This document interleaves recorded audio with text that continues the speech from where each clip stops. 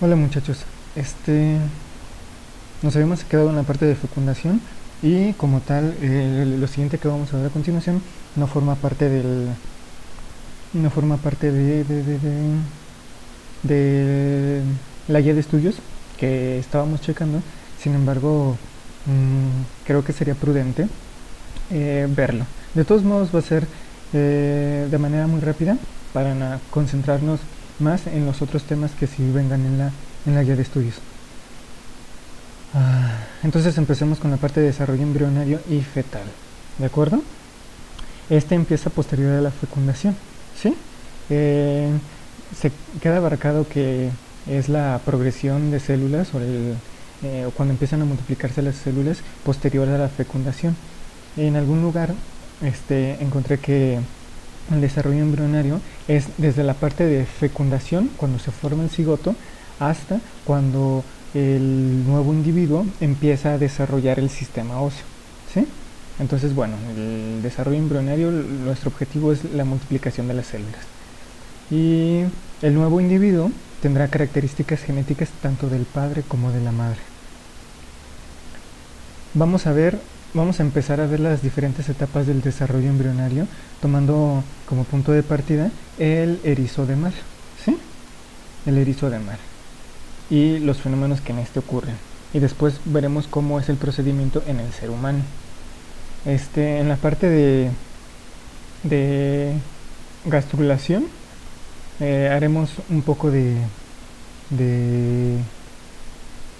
vamos a ver las partes en las cuales se ven unas secciones del cuerpo humano, de lo que corresponde al ser humano, pero lo especificaremos cuando lleguemos a eso.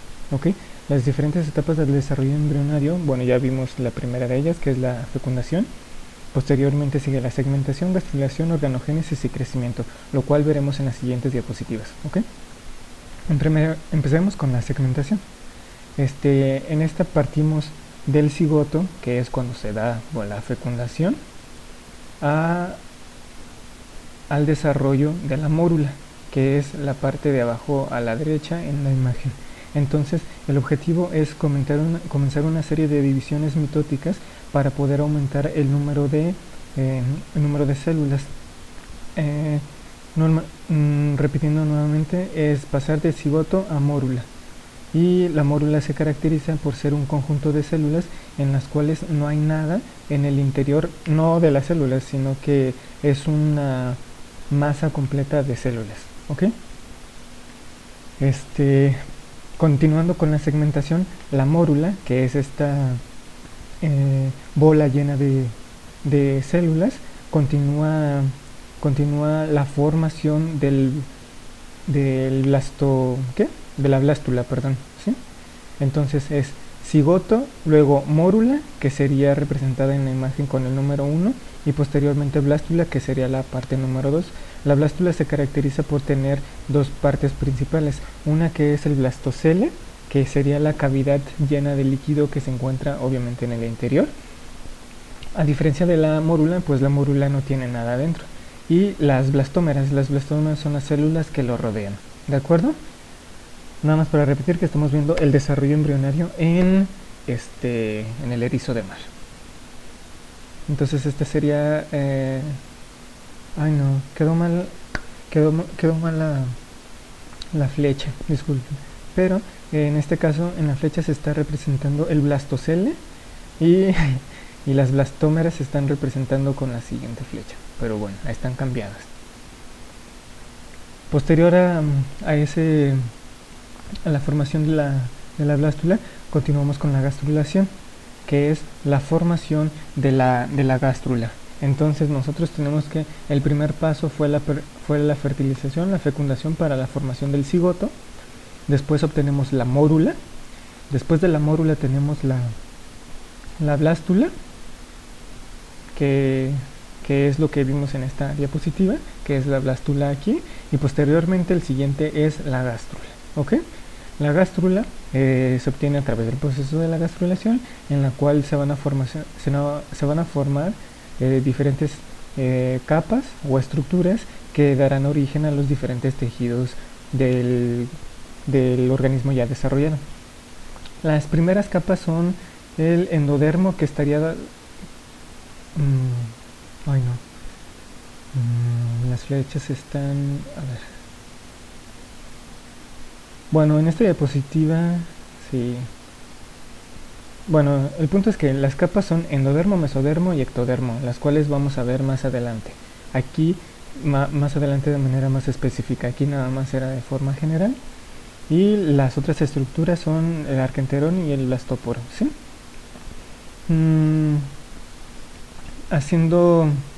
Viendo la imagen que se encuentra hasta abajo, partimos de una blástula en la cual una porción, que es la que está coloreada de azul, empieza a invaginarse hasta formar una cavidad, ¿de acuerdo?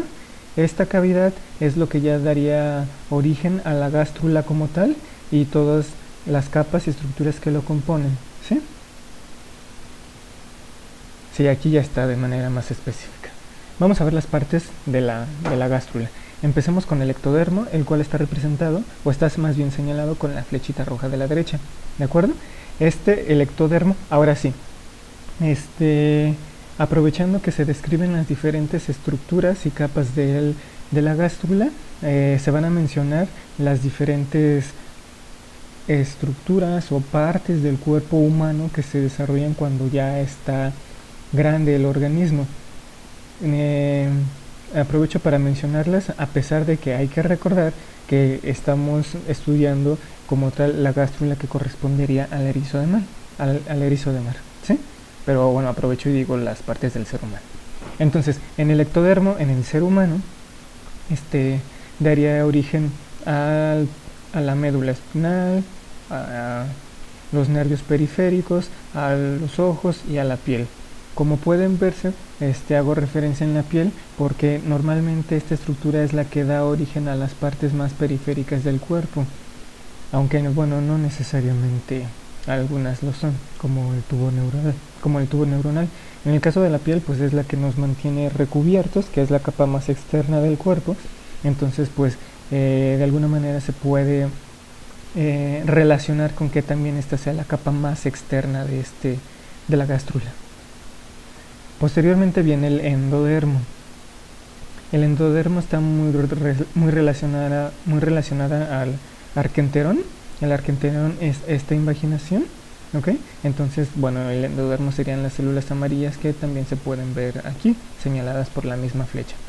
Esta da origen al aparato respiratorio, al digestivo, al timo, al hígado, al páncreas, a un montón de vísceras que se encuentran en el cuerpo, ¿de acuerdo? Y es un poquito más difícil de recordar cuáles son los órganos a los cuales da origen, porque están muy relacionadas con el mesodermo, ¿ok? Que está señalado por la flechita, y daría origen al esqueleto, a músculos, al corazón, a los riñones y gónadas. Bueno, nada más para si se puede hallar de alguna manera relación con los diferentes órganos que se generan, pues da origen más bien a todas las estructuras un poco más internas, aunque algunos, por ejemplo los riñones no necesariamente, pero el esqueleto, por así decirse, está en la parte más profunda del cuerpo. Bueno, de alguna manera se puede apreciar así. Entonces ya vimos las 3 capas que conforman a la gástrula, ¿sí? Estas son otras estructuras que se describen. El arquenterón, como había mencionado antes, es la parte que se invagina de la gástrula, dando origen a una cavidad, ¿de acuerdo? Esta dará origen propiamente al intestino. Después tenemos el blastóporo, que sería la parte de salida, la parte más externa del arquenterón, y esta dará origen al ano, y en la porción contraria al blastóporo, o sea, este sería el blastóporo que da origen al ano, en la porción totalmente opuesta se encontrará la porción que dé origen como tal a la boca. Entonces esto dará pie a la formación prácticamente del sistema digestivo. Ahora, vimos la gástrula del erizo de mar. aprovechando para mencionar algunas estructuras del cuerpo humano, pero las gástrulas en diferentes organismos son muy diferentes. En la parte de arriba ustedes pueden ver la gástrula que está en el erizo de mar. En la parte de en medio está la gástrula de la rana, y en la parte de hasta abajo está la gástrula que representan algunos organismos como reptiles, aves y mamíferos. Son diferentes y la más sencilla es la del erizo de mar, por lo tanto es la que se toma para empezar a estudiarlo. Antes de pasar a la organogénesis, que es una de las etapas que íbamos a ver, hay que mencionar la diferenciación celular, ¿sí? La diferenciación celular se da cuando, células empiezan a expresar diferentes genes muy característicos de estas, ¿ok? Pueden apreciar en la parte de abajo, a la derecha, una imagen en la cual se representa, no estoy muy seguro, digamos que es, no sé, un cigoto, una mórula, la verdad no lo sé. El punto es que es un conjunto de células las cuales darán origen a un embrión. Entonces, por colores y en algunas bandas y algunos círculos se detalla qué estructura es y a qué dará origen. Entonces, aquí en esta imagen se puede ver cómo ya se tiene identificado los diferentes órganos que se van a dar cuando se hace, por así decirlo, un mapeo de las diferentes células que componen a esta estructura, ¿sí? Entonces, cada célula en un lugar en particular ya ha empezado a expresar diferentes genes o genes muy específicos, muy particulares, a diferencia de otras, que les ayudará a formar una estructura específica en el futuro, un órgano muy particular, ¿ok? Entonces ahora sí ya pasamos a la organogénesis, que es cuando se empiezan a formar los diferentes órganos y posteriormente sistemas de las células que previamente se han diferenciado. Bueno, y en la imagen de la izquierda se puede ver cómo hay una manera para diferenciar las diferentes capas de ectodermo, mesodermo y endodermo, siendo el ectodermo la parte más externa, el mesodermo la de las vísceras y el endodermo se puede ver cómo se desarrolla la parte del tubo digestivo. Ahora sí, el desarrollo embrionario pero del ser humano, ¿de acuerdo? Dejemos atrás el erizo de mar, pasemos al ser humano. En esta empieza obviamente con la fecundación, la cual se da en la trompa uterina. Normalmente se da en esta estructura llamada ámpula, ¿sí? Espero y se note con el puntero, tomando como partida el día 0 en el proceso de la fecundación. 5 días después ya llega el cigoto, o llega el blastocisto más bien, llega al útero para poder implantarse. Durante su recorrido por la trompa de Falopio hasta llegar al útero empiezan a darse un conjunto de divisiones celulares para comenzar con el desarrollo embrionario. Ahora, la mórula, como vimos anteriormente, pues se forma después de un conjunto de divisiones que empiezan con el cigoto. Entonces el cigoto comienza a dividirse formando varias células en su interior, y la mórula pues se dice que su nombre hace referencia a las moras porque de alguna manera se parecen, y de hecho sí. Entonces tenemos esta masa de células allí todas apretujadas que posteriormente darán origen al blastocisto. En las diapositivas anteriores vimos que daría origen al blastocel, a la blástula. Aquí ya hablamos de blastocisto, ¿sí? Entonces, cigoto, mórula, blastocisto. El blastocisto es el que propiamente se va a unir a la madre, al útero, cuando ya se encuentre ahí. El blastocisto se compone por 3 estructuras principales, ¿sí? Las células externas, que son vamos a ver si tiene, no le puse. Bueno, las células externas principalmente será el trofoblasto, espero si note con el puntero. Estas células nos ayudarán a que el blastocisto se una al útero. Serán como que aquello que permita la invasión, ¿ok? Y posteriormente dar origen a la placenta, al menos a una estructura de la placenta. Bueno, después tenemos las células internas, que en la imagen está dado por las pequeñas células azules, que se llaman como masa celular interna. Esta como tal daría origen propiamente dicho al embrión, y algunas otras estructuras que son el amnios, el alantoides y el vitelo, que veremos más adelante. Por último tenemos el blastocele, que es la parte interna llena de líquido. ¿Ok? Entonces ya tenemos que en el ser humano es, después de la fecundación obtenemos el cigoto, después la mórula, y luego el blastocisto, y el blastocisto es el que se va a insertar en el tejido uterino. Entonces, el blastocisto, mediante el trofoblasto, se une, como se puede ver en la imagen de la derecha, se une al endometrio. Aquí, con el puntero, espero se note, es la capa de células más externas, que conforme va bajando, va entrando hacia el endometrio. ¿Ok? El objetivo de introducirse es poder tener contacto con los vasos sanguíneos, ¿sí? Con los diferentes vasos sanguíneos y empezar a nutrirse. Ok, bueno, ya vimos cómo el blastocisto se une al cuerpo de la madre. Entonces, ahora vamos a ver membranas extraembrionarias, ¿de acuerdo? Las membranas extraembrionarias como tal no formarán parte del embrión, sin embargo, sí nos ayudarán a proteger a este y a llevarle nutrientes para que pueda desarrollarse este.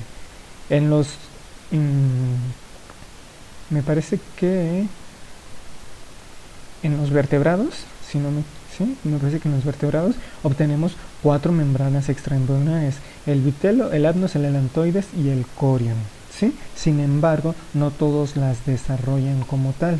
Por ejemplo, el ser humano solamente desarrolla 2. Empecemos con la primera, pues sí, obviamente. Empecemos con el vitelo, que también se conoce como saco vitelino. En el ser humano es vestigial, simplemente no estoy seguro si no se desarrolla o si se desarrolla. Es una estructura muy pequeña, pero prácticamente es rudimentaria, no presenta la gran utilidad. El objetivo de este saco vitelino es al aportar nutrientes al individuo. En el caso de las aves sí es muy importante. Sin embargo, en el ser humano, la verdad es que no lo leí, estoy suponiendo, pero gracias a la comunicación que se tiene con la madre a través del cordón umbilical, la nutrición puede dejar a segundo término el saco vitelino. Entonces ya no es necesario desarrollarlo, porque como tal se comunica directamente con la madre. Entonces en el humano es vestigial. Ahora representa una gran importancia para nosotros: el amnios, o cavidad amniótica, la bolsa amniótica, que es esta que se puede apreciar con la flecha. En su interior se encuentra el líquido amniótico, sobre el cual descansa o queda suspendido el embrión. Este saco amniótico lleno de líquido amniótico le da protección al embrión de cambios en la temperatura y de algunos golpes físicos. Entonces ahí radica la importancia, por lo tanto es considerablemente grande. Posteriormente el alantoides nuevamente es vestigial. Supuestamente su objetivo es almacenar desechos metabólicos como la urea. En el caso de los cerdos está ampliamente desarrollado, sin embargo, nuevamente haciendo referencia a la gran comunicación que tiene el embrión con la madre a través del cordón umbilical, pues el embrión puede deshacerse de todos los desechos sin necesidad de almacenarlos en un lado, porque la madre terminaría recibiéndolos y posteriormente ya expulsándolos. Ahora el corion es la capa más externa de las 3 que ya vimos. el corión se desarrolla a partir del trofoblasto, el que vimos en el blastocisto. Cabe mencionar que el alantoides, el amnios y el vitelo se desarrollan a partir de la masa celular interna que se encontraba en el blastocisto. Bueno, regresando a esta, el corión, al menos en las flechas que están en la imagen, se pueden ver unas vellosidades coriónicas que da origen a la placenta embrionaria, ¿ok? Esta lo que ayuda es a tener nutrientes y oxígeno desde la madre a través del torrente sanguíneo, aunque propiamente dicho no toma contacto. Vamos a verlo mejor aquí, en la placenta, ¿sí? La placenta está dividida en dos estructuras: las vellosidades coriónicas, que están representadas en esta diapositiva con esas flechitas, y el tejido uterino, que son los vasos sanguíneos que propiamente tiene la madre. Entonces, la placenta permite intercambiar diferentes sustancias desde la sangre materna hacia la sangre fetal, o desde la sangre fetal hacia la materna. Entonces es como una barrera, ¿sí?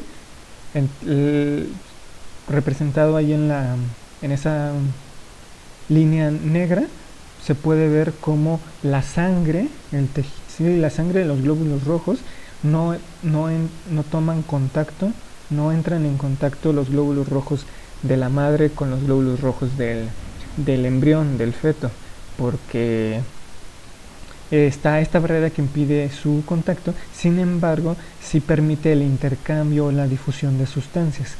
¿Qué es lo que entra? Por ejemplo, aminoácidos, glucosa, vitaminas, anticuerpos y oxígeno, que es el que se necesita para el desarrollo embrionario. ¿Y qué es lo que sale? Por ejemplo, dióxido de carbono y urea, que son desechos metabólicos que el embrión pues no necesita. Y el embrión está conectado a través del cordón umbilical hacia la madre. Y otra función de la placenta, como ya habíamos visto, es la producción de estrógeno y progesterona para poder mantener el embarazo y tener una estrecha relación con el cuerpo lúteo, que ya habíamos visto antes. Ahora vamos a ver un poco de desarrollo fetal, ¿ok? Vamos a ver que para su estudio, para el estudio del desarrollo fetal se divide en tres periodos, en 3 trimestres, ¿ok? Entonces, el primer trimestre de ellos, los primeros 3 meses, hay un gran riesgo de aborto, ya que hay fluctuaciones hormonales que pueden llevar a que no se lleve a cabo mantener el cuerpo lúteo y que se pierda el tejido uterino y con ello el embrión. Entonces, este trimestre en particular es el más peligroso de todos debido a esa fluctuación en las hormonas. De hecho, se dice que es la etapa en la cual hay una mayor cantidad de abortos. El segundo trimestre, como tal, ya empieza el desarrollo óseo y la madre es capaz de sentir ciertos movimientos por parte del feto. En este caso ya sería feto, porque como ya hay desarrollo óseo, ya estamos hablando de feto y no de un embrión. El último trimestre, al menos en el inicio del último trimestre, en el sexto séptimo mes, el feto ya es capaz de sobrevivir en un ambiente fuera de la madre. Sin embargo, necesita apoyo médico mediante una incubadora que le permite seguir el desarrollo, ya que como tal no ha terminado. En esta temporada, en este periodo, el objetivo es, principalmente desarrollar las estructuras que aún faltan, y se puede ver un aumento significativo en el peso del feto. El parto se da 266 días posteriores a la concepción, a la fecundación, aunque esta fecha puede variar debido a diferentes factores como la nutrición o el ambiente, ¿de acuerdo? Puede variar 2 semanas posteriores o anteriores, aunque se ha visto que hay casos en los cuales varía bastante. Entonces el parto se caracteriza por ser un conjunto de cambios tanto hormonales como histológicos que permiten la expulsión del bebé desde el útero hacia el exterior, obviamente, a través del canal uterino, a través del canal de parto, que sería la vagina. Y todo empieza gracias a las contracciones uterinas que promueven la expulsión del bebé, ¿ok? Hay 3 etapas en las cuales se divide el parto.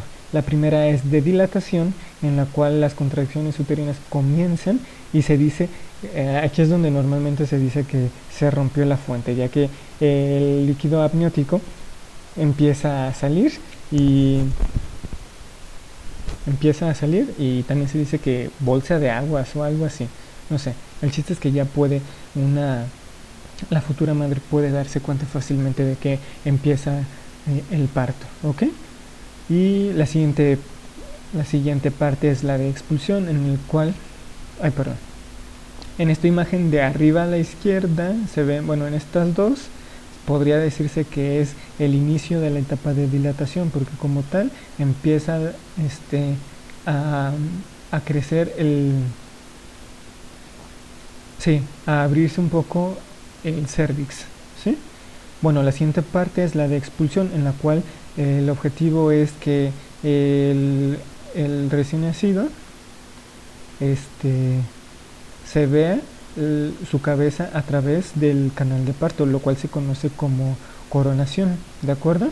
Entonces esto después continúa con la expulsión total del recién nacido, que se ve en estas dos imágenes, en estas dos imágenes, y la última parte es la placentaria, en la cual se expulsa diferentes líquidos que puedan quedar aún adentro, la sangre y la placenta que queden como remanentes, ¿ok? Ahora sí, un poco más rápido, veremos técnicas de reproducción asistida, ¿sí? Vamos a ver. Después de un ciclo menstrual, una pareja tiene un 30% de probabilidad de quedar, de tener un embarazo, ¿sí? Si el porcentaje es 0, se está hablando de subfertilidad, en el cual se debe a diferentes patologías, a algunos trastornos. Como pueden ver, el porcentaje de fertilidad es muy muy muy bajo, y aún así allí somos un chorro en el planeta. Bueno, siguiente.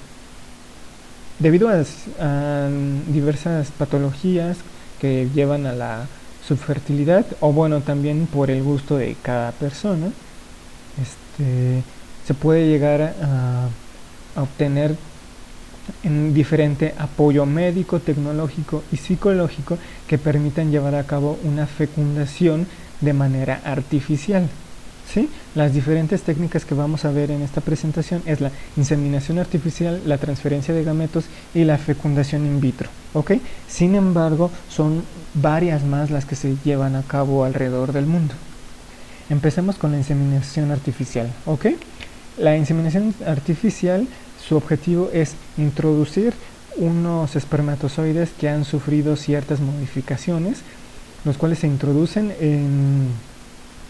en el útero de la mujer, para que estos posteriormente lleguen hacia la trompa de falopio, donde tendrán contacto con el óvulo, más bien con el ovocito, y se llevará a cabo la fecundación. Esta es muy sencilla, bueno, relativamente muy sencilla. Simplemente es depositar una muestra mediante herramientas tecnológicas en el aparato reproductor femenino. Bueno. Cabe mencionar que, bueno, sobre todo en el aspecto de la veterinaria, la inseminación artificial se da, o sea, es increíblemente normal, es súper utilizada en los ranchos de explotaciones animales, tanto para vacas, borregos, cerdos, o sea, bueno, para borregos no es tan común, pero es muy, muy, muy, muy, muy común que se lleve a cabo esto, bastante. Ahora sí, transferencia de gametos. En esta se da principalmente porque hay problemas en la ovulación. Espera, ¿qué hice? No, lo hice mal. Sí, a ver. Bueno, no está la imagen, que no sé por qué. no está la imagen que estaba buscando. Bueno, lo describí de la siguiente manera. De la mujer tenemos un problema en la ovulación, ya sea porque las trompas uterinas están cerradas o no cae el ovocito en el interior de la trompa de falopio. Bueno, el problema es que hay problemas en la ovulación, ¿sí? También puede haber problemas por parte de la entrada de los espermatozoides. El punto es que se extraen ovocitos de la mujer, obviamente, espermatozoides del hombre, obviamente, y se depositan en el interior en el interior de manera artificial, se colocan en el interior de la trompa uterina para que se lleve a cabo la fecundación allí.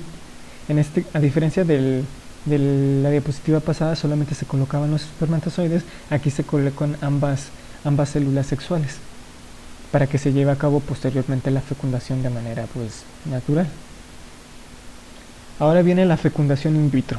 En esta se extraen los ovocitos. El objetivo de esta es que en el laboratorio se pongan en contacto tanto los ovocitos como los espermatozoides, ¿de acuerdo? Y que ahí se lleve a cabo la fecundación. La fecundación se da fuera del útero, ¿ok? De esta manera se empieza con un desarrollo embrionario fuera del cuerpo, y ya después estas células se depositan en el interior del aparato reproductivo para que puedan implantarse. Ahora vamos a ver un poco de métodos anticonceptivos. El objetivo de estos métodos es evitar dos cosas: una, la fecundación, o dos, el desarrollo del embrión, ¿ok? Otro objetivo también es evitar enfermedades de transmisión sexual, ¿ok? Esto nos ayuda a programar embarazos. No necesariamente el hecho de que una persona ya se encuentre en una edad reproductiva significa que sea capaz de poder llevar a cabo uno. En la actualidad se deben tomar en cuenta tanto aspectos psicológicos, económicos, incluso culturales, para poder llevar a cabo empezar con una familia, empezar con un embarazo. Entonces, los métodos anticonceptivos, de acuerdo a su naturaleza, se dividen en 4 tipos, no 3 como dice la diapositiva, sino 4. Son hormonales, de barrera, métodos naturales y quirúrgicos. Empezaremos con los quirúrgicos.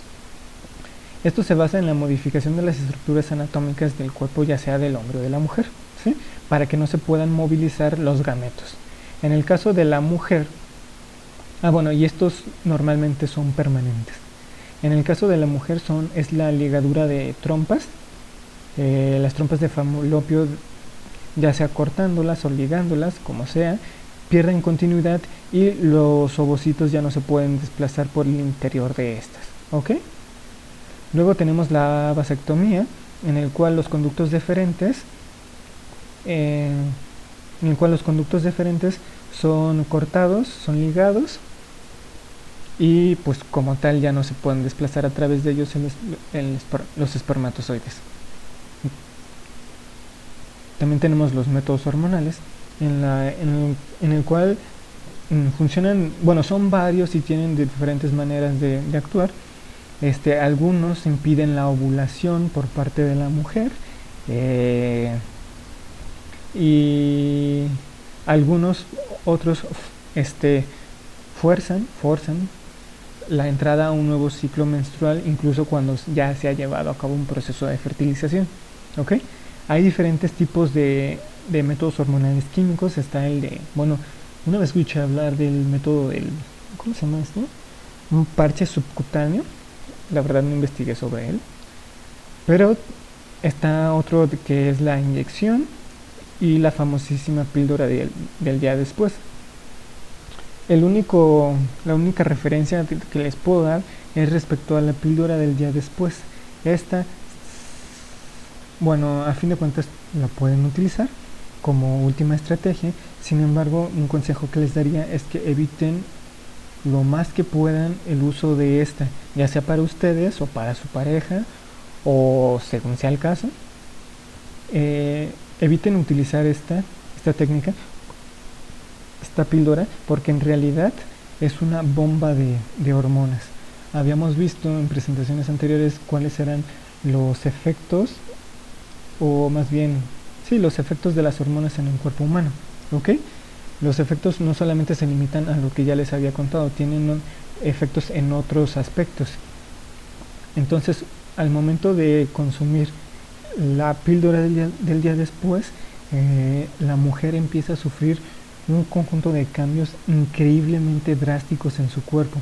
El objetivo de la píldora me parece que es cambiar la histología o el tejido del cuerpo uterino para que no se lleve a cabo el desarrollo del embrión. Sin embargo, esto lo hace cambiando las concentraciones de las hormonas en el cuerpo, y en realidad tiene efectos muy muy cañones en el cuerpo, porque hay un desbalance hormonal en la mujer muy cañón después de haberse ingerido esto. El siguiente son los métodos de barrera, en la cual como tal impiden el contacto entre el ovocito y el espermatozoide, evitan que se lleve a cabo la fecundación, ¿de acuerdo? No los pone en contacto. Diferentes tipos de estos métodos son el diafragma, el condón o preservativo, o el DIU.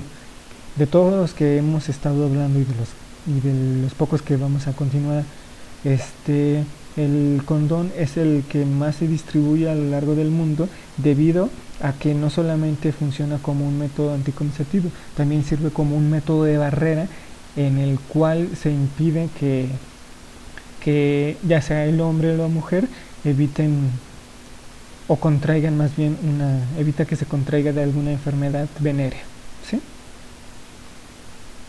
Ahora, por último, los métodos naturales. Estos se basan en qué tanto, sobre todo la mujer, conoce su... Bueno, no. Este se basa en el cambio en el comportamiento durante el coito o de la fisiología del cuerpo. Vamos a ver dos tipos de estos para que quede un poco mejor explicado esto. El primero de ellos es el ritmo, ¿ok? En el ritmo, la mujer debe estar consciente de ser perfecta prácticamente con su ciclo menstrual, debe conocerlo al derecho y al revés, o sea, debe estar muy segura del conteo en los días durante su ciclo menstrual. Entonces, ella, posterior a la fase de menstruación y poco antes de la ovulación, en esta época, en esta temporada más bien, en estos pocos días más bien, la mujer no corre riesgo de quedar embarazada. Sin embargo, no es muy recomendable este método, debido a que, una, las mujeres pueden tener un ciclo menstrual irregular, y dos, no necesariamente la mujer puede tener control sobre puede haber factores medioambientales que le lleven a hacer cambiar los días en su ciclo menstrual, y posteriormente la ovulación puede desplazarse hacia adelante o hacia atrás y quedar embarazada. Entonces no es muy recomendable a pesar de eso. Luego tenemos la ducha, en el cual el hombre, después de haber eyaculado en la mujer,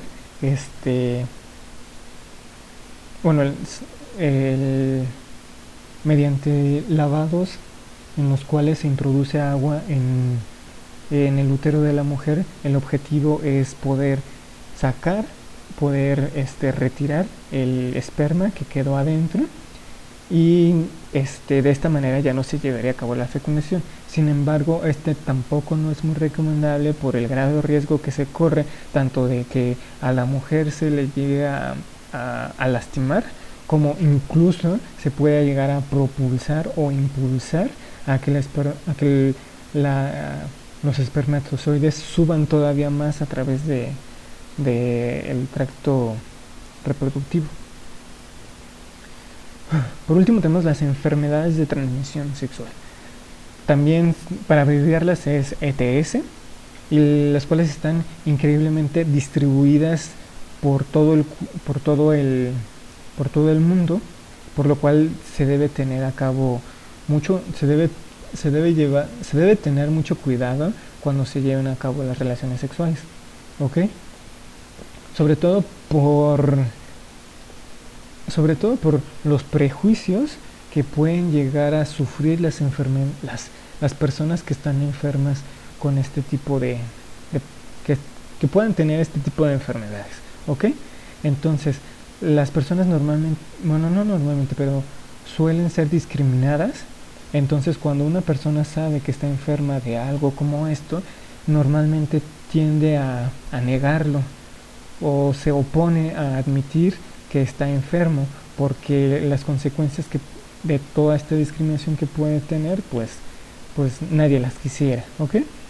Entonces, el contagio se produce después de que una persona sana entra en contacto directo con una persona enferma, ya sea por el contacto de órganos genitales o por el intercambio de fluidos entre estas personas.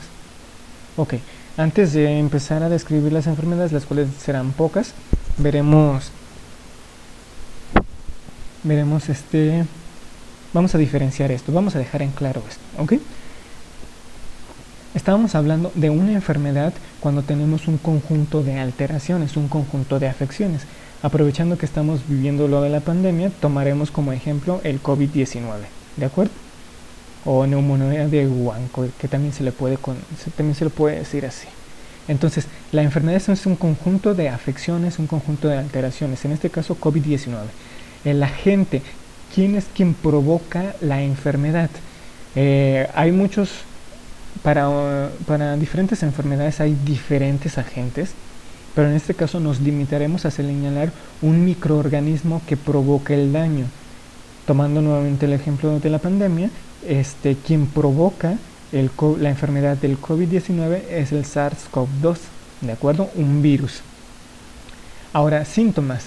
Los síntomas son todas las alteraciones, o más bien las alteraciones que provoca el agente, pero son las alteraciones de manera individual. Por ejemplo, para esta enfermedad que tenemos sería el dolor de cabeza, el escurrimiento nasal, la tos. Todas estas, aunadas o atribuidas al SARS-CoV-2, da como origen la enfermedad del COVID-19. Uno no está enfermo de tos, no está enfermo de escurrimiento nasal, no está enfermo de dolor de cabeza. A todo esto combinado se le llama COVID-19 atribuido al SARS-CoV-2, ¿de acuerdo? Entonces solamente quería dejar especificado qué es una enfermedad, qué es un agente y qué son los síntomas, ¿de acuerdo? Porque en lo particular cuando yo iba en la prepa y me empezaron a enseñar estas cosas, no sabía diferenciar entre qué era una enfermedad, entre qué era un síntoma, y lo del agente o el organismo causante me generaba todavía más confusión. Ahora, veamos las enfermedades propias de esta presentación. La primera de ellas será la gonorrea, ¿de acuerdo? De forma general, la que lleva todas las alteraciones, se llama gonorrea. La enfermedad es gonorrea, la cual es causada por una bacteria llamada Neisseria gonorrea, ¿de acuerdo? Entonces ya vimos dos aspectos. El siguiente aspecto son los síntomas que se producen, ¿sí? Lleva a cabo irritación, dolor o inflamación en el área genital. Las personas que tienen esta enfermedad normalmente cuando orinan lo hacen con dolor y pueden llegar a provocar esterilidad. Esto en las partes, por así decirlo, más cuando la enfermedad es menos grave. Conforme empieza a progresar y la bacteria llega a provocar lesiones en el corazón y en el sistema nervioso, ¿sí? La siguiente enfermedad es la papilomatosis, la cual es provocada por el virus del papiloma humano, el VPH para resumirlo, ¿ok? Enfermedad, papilomatosis, el agente causal virus del papiloma humano, y los síntomas que puede provocar son verrugas En el caso de la imagen de la derecha, ustedes pueden ver cómo en la entrada al cuello uterino, en la parte final, en la parte de la entrada del cérvix, hay unas verrugas. Estas verrugas pueden posteriormente, bueno, son un crecimiento anormal de células, por lo que si empieza a crecer de manera más exacerbada, puede dar origen al cáncer, ¿sí?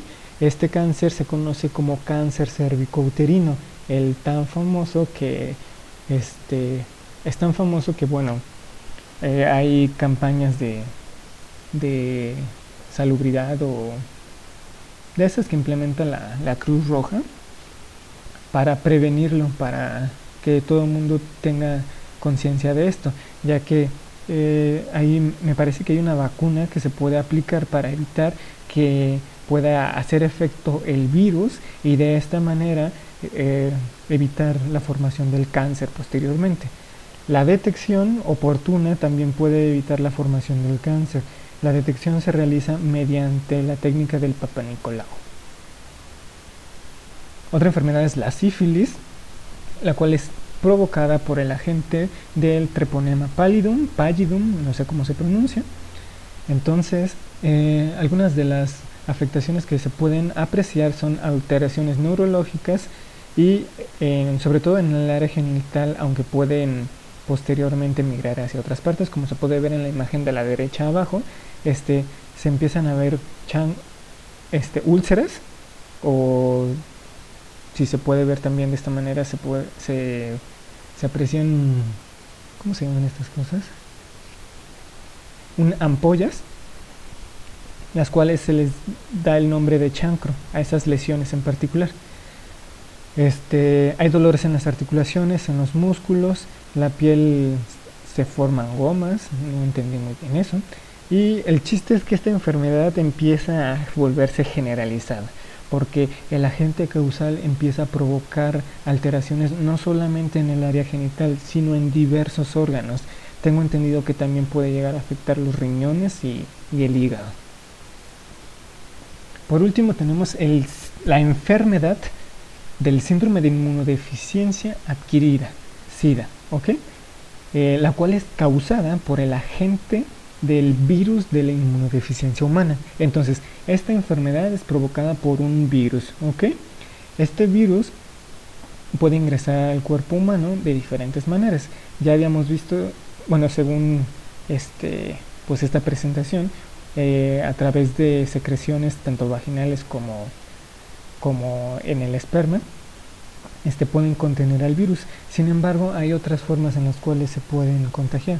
Cuando las personas entran en contacto a través de la sangre, por ejemplo, aunque ya se están tomando medidas más estrictas, pero cuando las personas donaban sangre, podía llegar a presentarse este tipo de contagios. En algún momento una compañera me contó que trabajando en un hospital, una persona llegó muy lesionada, entonces le empezó a hacer curación, y en una pequeña herida. Y recuerdo que mi compañera tenía una pequeña herida en su mano y no estaba muy segura, pero creo que tocó la herida. Entonces posteriormente el señor, o más bien el paciente, dijo que tenía SIDA. Entonces mi compañera entró en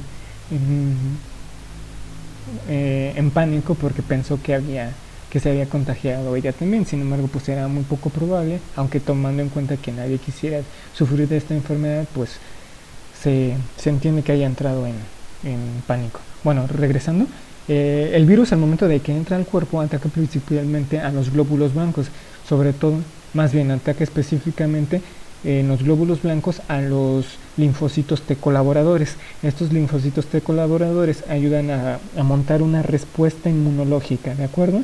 Entonces, si se atacan o se destruyen estas células, pues el cuerpo humano queda desprotegido ante otras enfermedades. Entonces, pues sí, De ahí el nombre, que es inmunodeficiencia, porque el cuerpo ya no tiene la capacidad de que el sistema inmunológico brinde una respuesta. Debido a todo esto se genera un estigma social sobre las personas que están enfermas de SIDA. Mm, por ejemplo, los síntomas que se mencionan a continuación, el sarcoma de Kaposi, hay atrofia cerebral, que se puede decir que es secundario a la enfermedad, demencia, y en realidad se puede sufrir de cualquier enfermedad porque, como ya lo mencioné, el cuerpo humano queda predispuesto a cualquier patógeno porque no tiene defensas. Regresando al sarcoma de Kaposi, en la imagen de la derecha ustedes pueden apreciar una pequeña mancha aquí que vendría siendo la forma en la cual las personas con SIDA presentan este signo, el sarcoma de Kaposi. Si tienen oportunidad, haciendo referencia a esta enfermedad, hay una película muy buena, se llama Filadelfia. Si pueden verla, pueden apreciar algunos de los signos, de los síntomas que presentan las enfermedades, que presentan los pacientes con esta enfermedad, y también pueden ver los diferentes problemas a los cuales se tienen que enfrentar las personas con esto. Sinceramente es una película muy buena y toma un tema muy importante, sobre todo en aquel entonces, porque ya tiene mucho que se grabó, y se les recomiendo. Sería todo. Hasta luego.